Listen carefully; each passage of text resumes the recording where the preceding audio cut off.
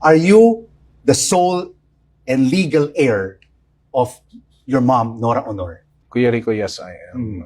Ngayong araw, April 16, gugunatin ang unang death anniversary ni Ate Guy kung saan inaasahang muling magtitipon-tipon ang kanyang pamilya at mga taga-suporta sa libingan ng mga bayani.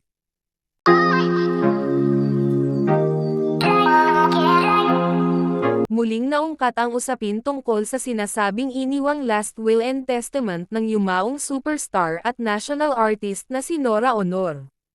Ito'y matapos ng ibandera ni Ian De Leon, ang biological son ni Ate Guy at ni Christopher De Leon, ang tungkol sa pagiging solong legal na tagapagmana ng kanyang ina. Paliwanag ni Ian sa isang panayam, kailangang may isang taong mangalaga sa naiwang legasya ng superstar at magbigay proteksyon sa pangalan, intellectual property at imahe nito bilang national artist for film and broadcast arts. Kailangan naming magtatag ng istruktura at awtoridad, at ayusin ang mga bagay para sa mga taong ito, mga tagahanga at madla, na talagang tamasahin pa rin ang kanyang kakayahan, kahit na wala siya, ang sabi ng aktor sa Beyond the Exchange. Ako, legally speaking, ang nag-iisang tagapagmana ni nanay, pero, syempre, responsibilidad ko ang pananagutan sa maraming bagay.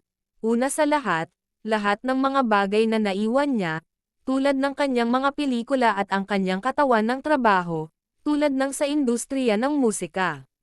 Pero ang tanong ng madlang people, ano-ano nga ba ang isinasaad ng last will and testament ni Ate Guy, kung meron man, at kung paano niya pinaghati-hati ang mga naiwang ari-arian sa kanyang mga anak?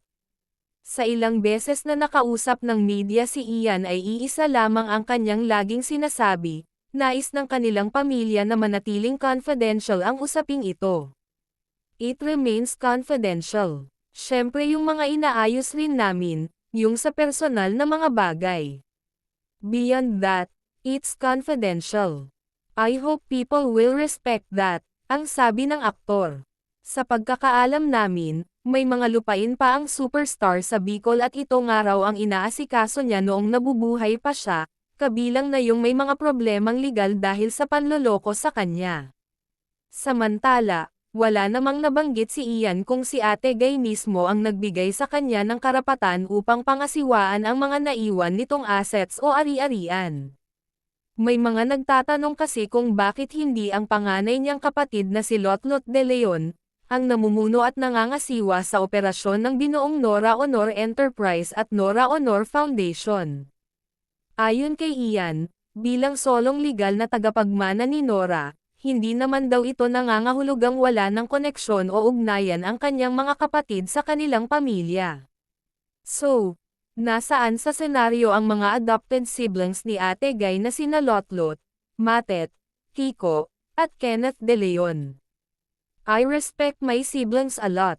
Under the law, I hold the responsibility to do this, first and foremost. It's not just mainly for show, it's not mainly for fame, or just because I'm the sole heir, not to brag about. But, of course, I hold the responsibility to do this in their favor, paliwanag ni Ian. Dugtong niya, it's not an inclusion or family politics. My responsibility here does not exclude them or erase them from any family relationships. Pagpapatuloy pa ng aktor, para mabilis na masubaybayan ang pamana ng pamamahala ni nanay, kailangan muna itong gawing legal, at bilang nag-iisang tagapagmana, responsibilidad kong gawin ang lahat ng gawaing iyon. Ginagawa raw itong lahat ni Ian hindi para sa kanyang sarili, just for the sake of mom and for the management of her legacy.